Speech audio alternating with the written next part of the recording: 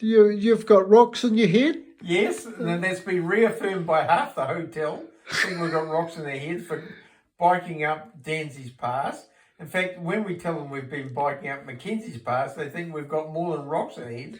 We've got cement in our heads.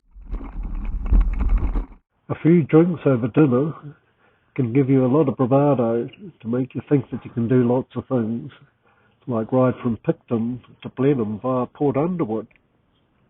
Well, that was a day ride.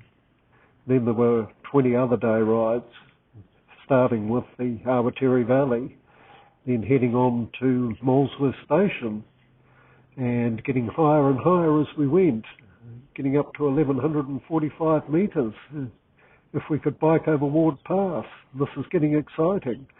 Then on to Henmure Springs, I always get that wrong, before a slightly easier ride that would take us through the Huranui Heartland ride on to places like Culverden, Amberley, Rangiora, and then would head inland around the Canterbury foothills.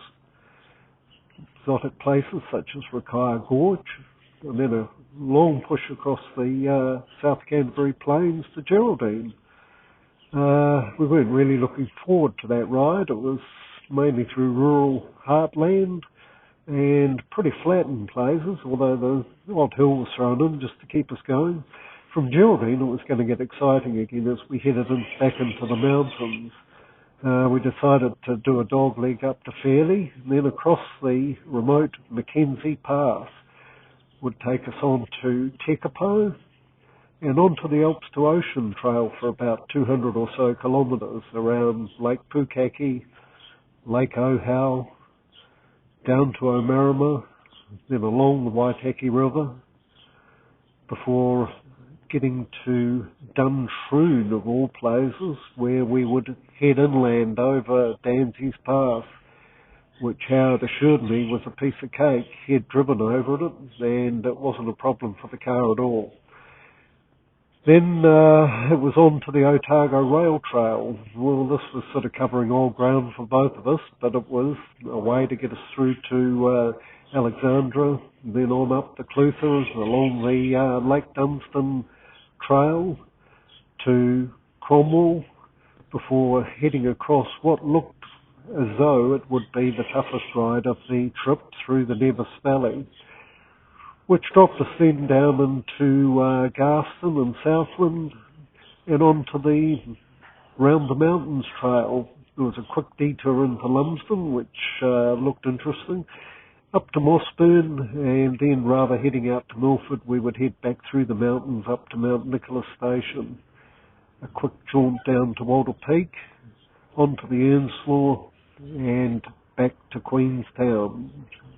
Looked like a piece of cake, although when you started to look at it on the map, it was, looked challenging.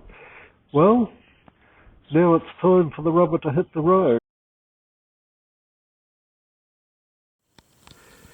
I feel the body coming on. Well, that's Howard just giving me an update on the state of his muesli passing through his body. As you can see, it's rather damp here in Owakuni this morning. There's Howard just disappearing to deal with his muesli. I might be a day or two. So we're just about to head off to Wellington this morning.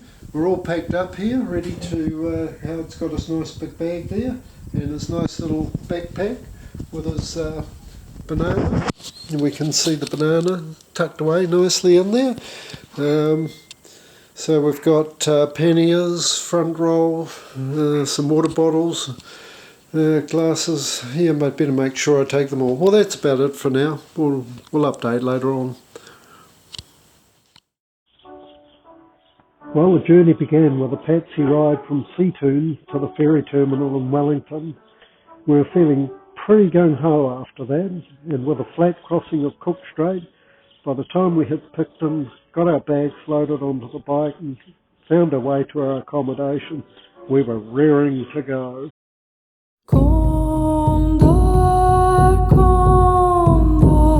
Arasca lele spinhasco.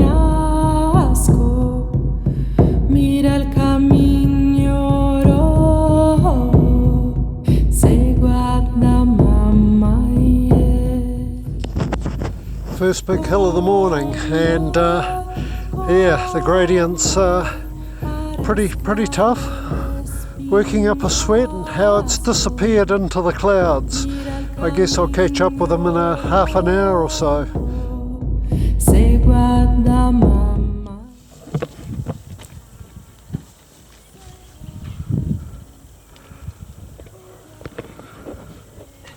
Not sure what happened to that video, but it didn't really work, so I'll try again. We're at the top of the first 400 metre hill, heading to Port Underwood, which is below us there. Rain's holding off for now. Let's hope it stays that way.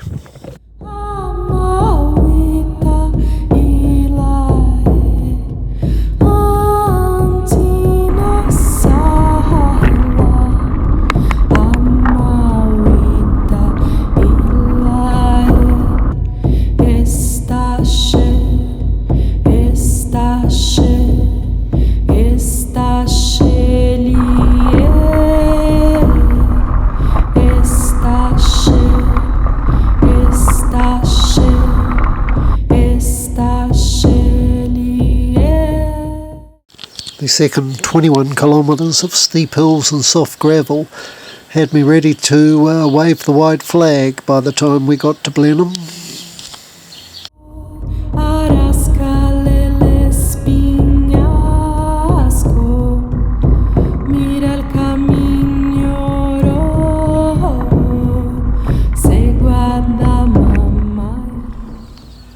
So we're just leaving Blenheim very slowly as Howard reorganises his luggage, which is bouncing around all over the place on this fairly stony track we're going along at the moment.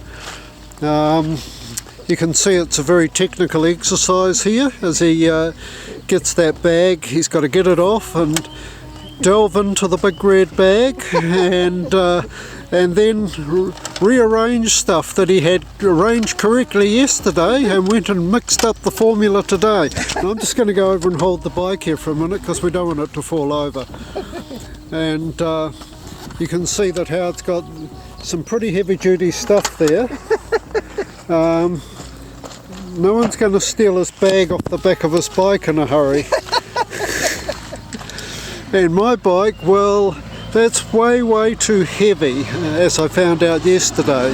And oh, there goes an aeroplane just over us. Yeah, that was exciting. Anyway, we're heading up to the Awatere Valley. It's been raining. See how that goes. It's been raining, but it's not too bad at the moment, actually quite warm. So we've got our fingers crossed that the worst of the rain's gone for today, but the forecast isn't great. Well, that's about it for today. We're heading off for 3 days in the wilderness. Right, that can go to the top.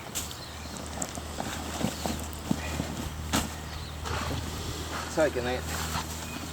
Now put all the heavy stuff at the bottom. So what have we got? Shoes.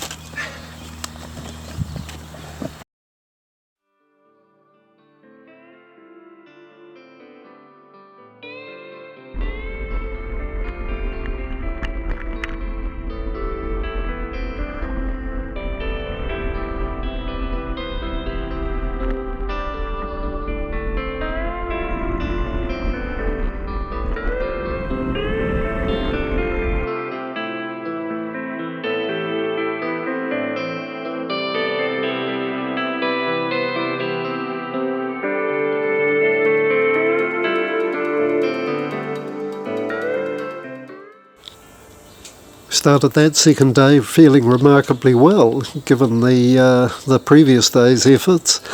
Once we got Howard's bag sorted, it wasn't long before Taylor's Pass had come and gone. There was no big deal. As we climbed up into the Awatere Valley, we went from vineyards into mountains and merino sheep stations.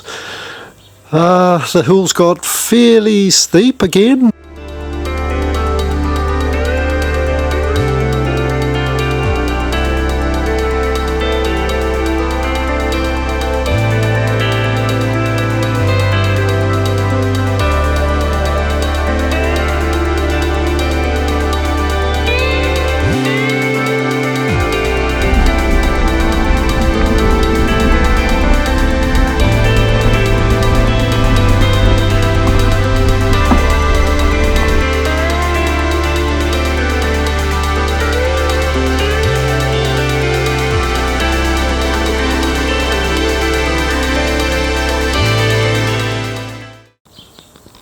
from Camden Cookshop, it was again a steady climb up into the mountains even further, heading towards Molesworth Station. By the time we got to the Cobb Cottage campsite, we were at 850 metres above sea level. Howard had decided that sleeping under the stars probably wasn't a great option.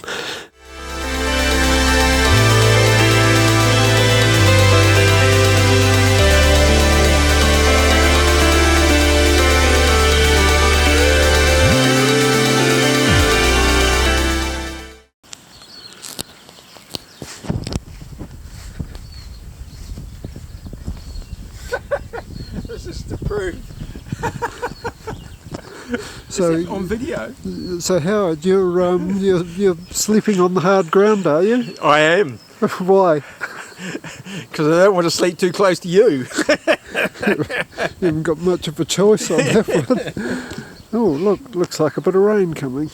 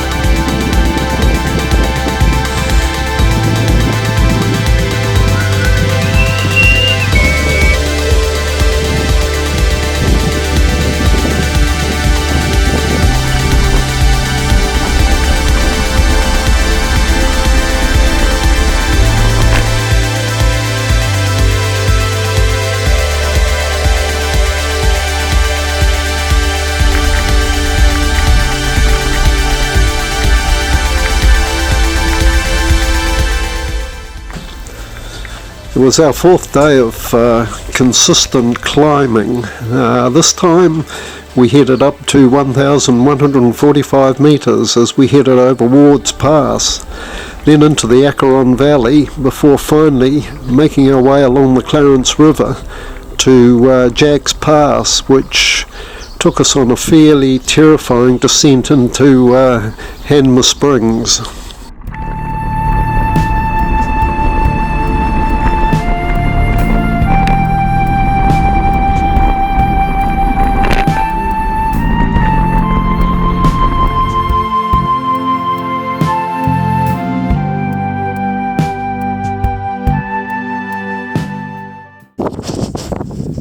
Well, Howard, we're having a much easier day today, aren't we? Cheers. Yeah. Look at that flat road. Flat, sealed, all the way up to the mountains where we were yesterday.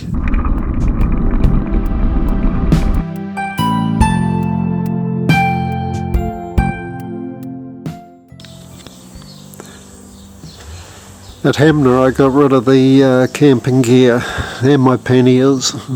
In other words, reduced my weight by 7 kgs. Howard got rid of his sleeping bag, which meant that he could move his spare battery onto the front handlebar bag, which made it more accessible. So I did a quick trip up to the post shop and we popped all that gear into a box and sent it off back to Kerikeri.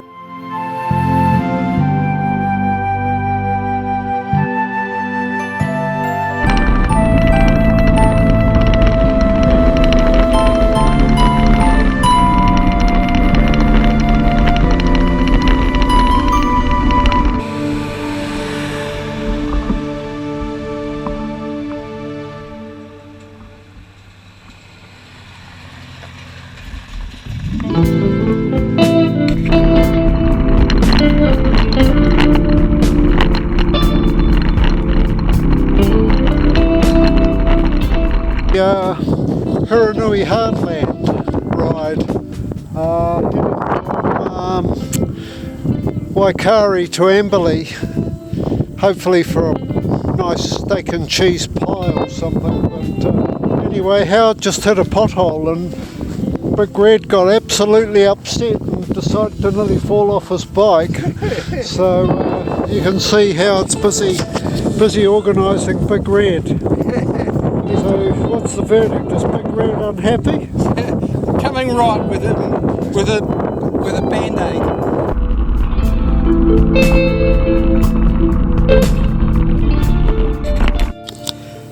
After leaving Hamner, we had a few hills to negotiate to get us through to Waikari, and again the next day when we headed from Huranui over to I guess what you'd call North Canterbury, although the delineation seems a little bit vague, through to Rangiora, and we had a exciting little morning when we started from Rangiora, as we went down and acquired some world famous Christmas stollen from the local artisan bakery.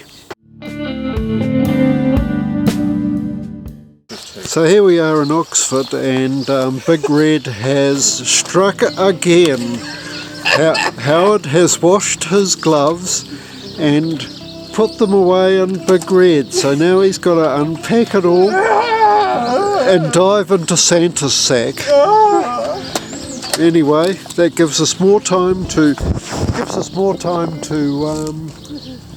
work up an appetite for some Sheffield pies.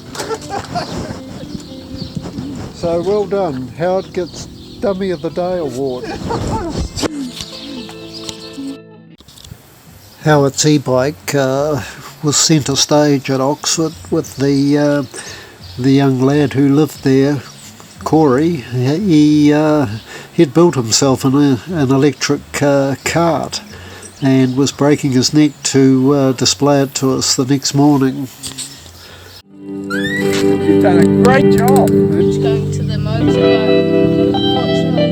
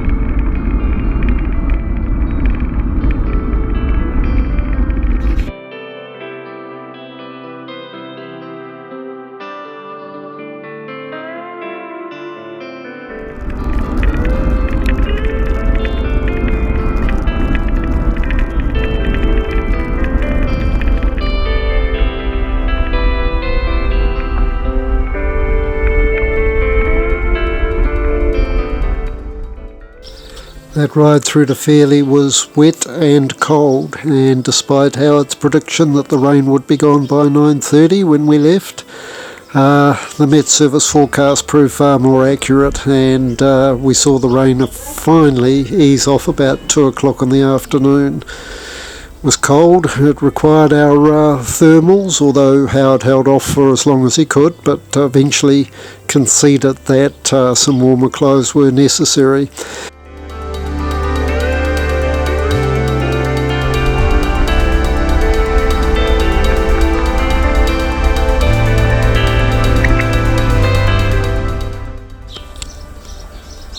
Howard was dreaming of a roast dinner all day, which kind of spurred him on, but I was very concerned that if the roast dinner didn't eventuate, I was going to have to deal with some mental issues with him.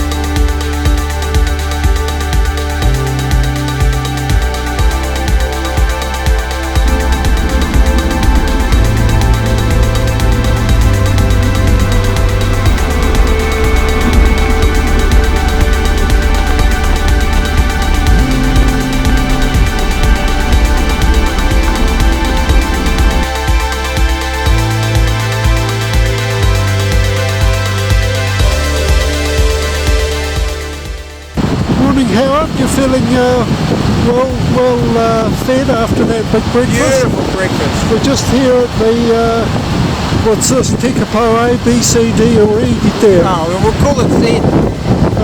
So you can see water coming down there from the lake. And we go around here and we've got a very impressive waterfall of sorts there. Howard's going to go over and body surf shortly. And off up the valley. A bit breezy today, but we're heading through to Queenstown. Howard says it's a doddle, so I'll take his word for it.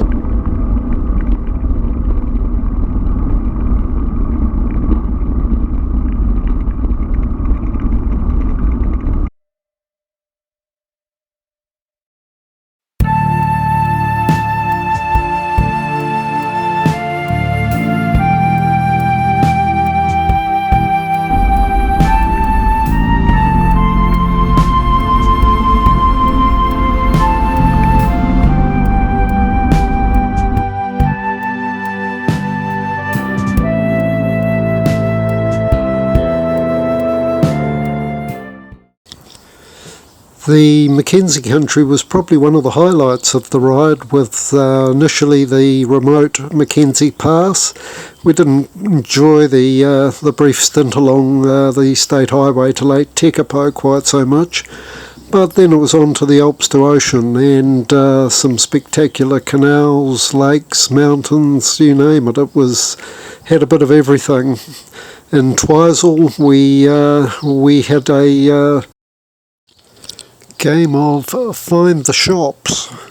I had looked up the location of these on my iPhone and then put it on the charger and went out without it, and we immediately got rather lost as we walked around the small town trying to find these elusive shops, which turned out to be probably about 200 metres from where we were actually staying.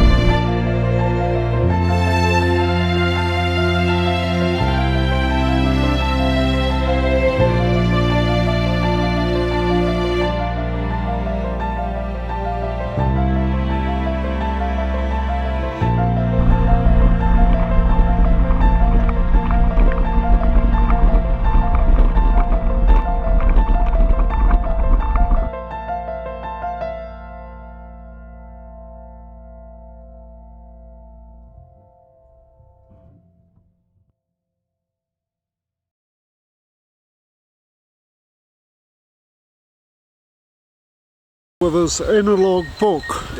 So there's a weighty tomb in there, and he's only got halfway through it, so there's still quite a lot of weight left in it. He needs to digest more of that weight tonight before we hit any more hills. We're here on the A20 above Lake Ohau.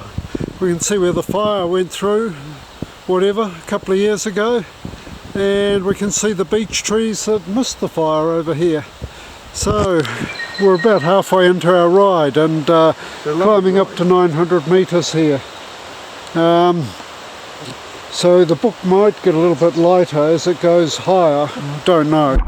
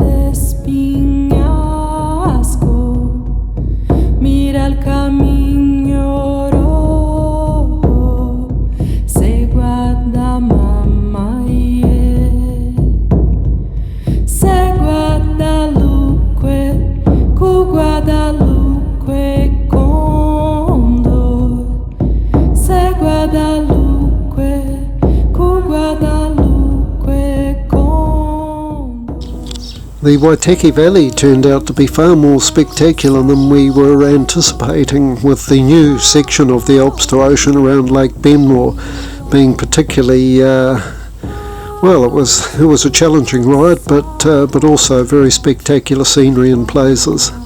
We arrived at Curragh and our shower wasn't working, so we had to end up having a shower at the host's 89-year-old mother's house. She looked a little stunned when she answered the door and saw two young strapping lads with their towels smiling at her. However, she warmed to us, and I think she took a bit of a liking to Howard.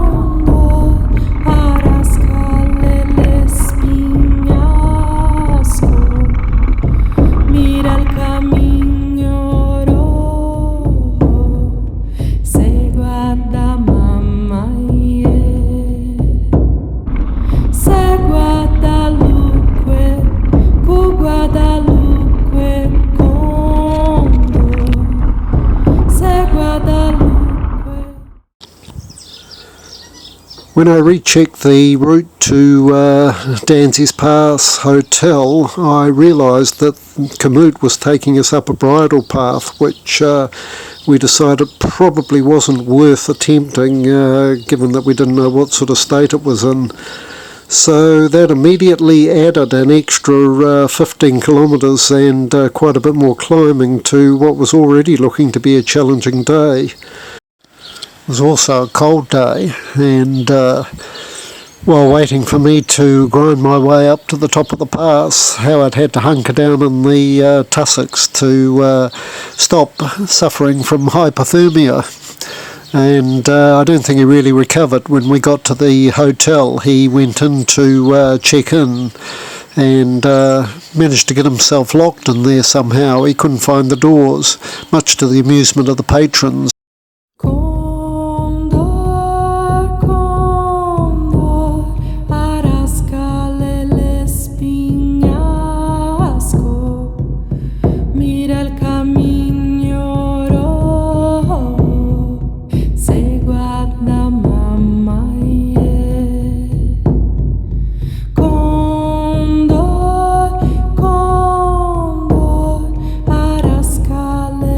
Espinha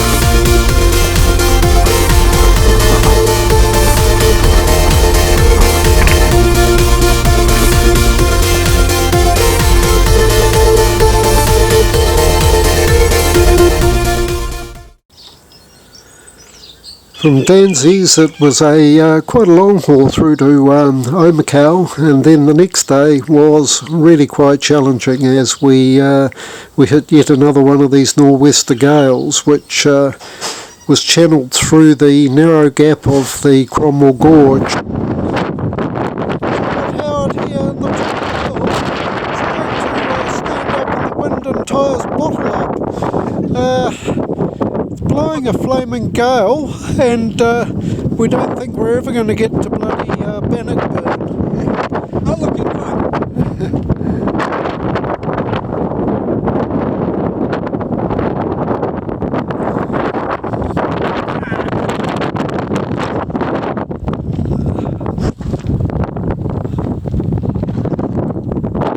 Just having to hold the bike.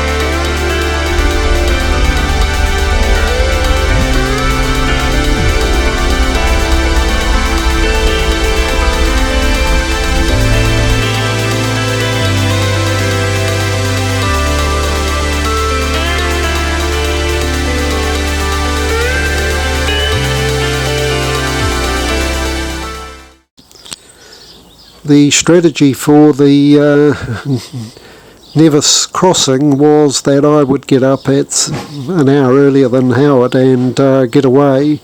I was anticipating that it was going to take me at least 2 hours to get up the 1285 metre climb of Duffer's Saddle.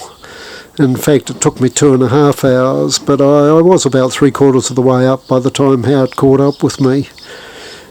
At the summit, Howard stated that he thought this ride had been overhyped. The problem was we still had about 65 kilometres to go, and I noticed he wasn't making those same statements at the end, about 5 hours later.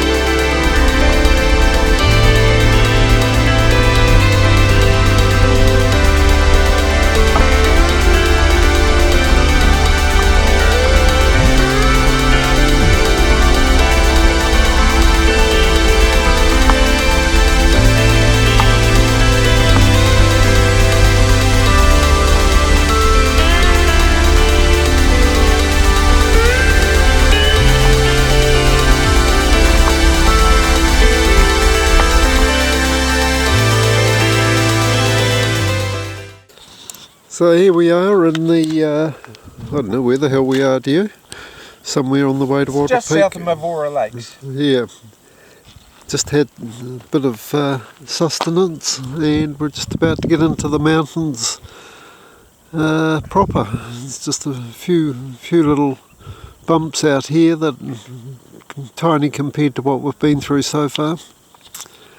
But last day, and Howard's just about to put a bit of sunblock on. The sandflies haven't attacked the shed, and the bikes are looking, well, they've seen better days, I think, as you can see there. A little bit mucky. Howard's is spectacularly clean. He gets down and polishes it every night.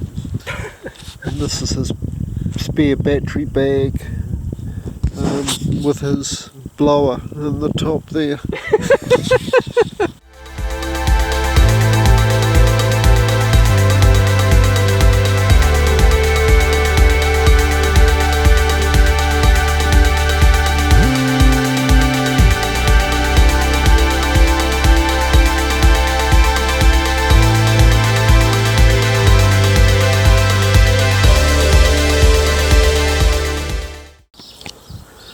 After another wet and cold day on the section between Garston and Mossburn, we were pleased to see the sun come out for what was going to be our basically our final ride through to Mount Nicholas Station via the Von Valley. At 94 k's, this was going to be the longest ride, and that first part of the ride was brilliant. We had a tailwind. While having lunch, the wind swung 180 degrees around and proceeded to blow into our face, which became a little bit daunting as we came over the hill and looked at the expanse of the Von Valley ahead of us.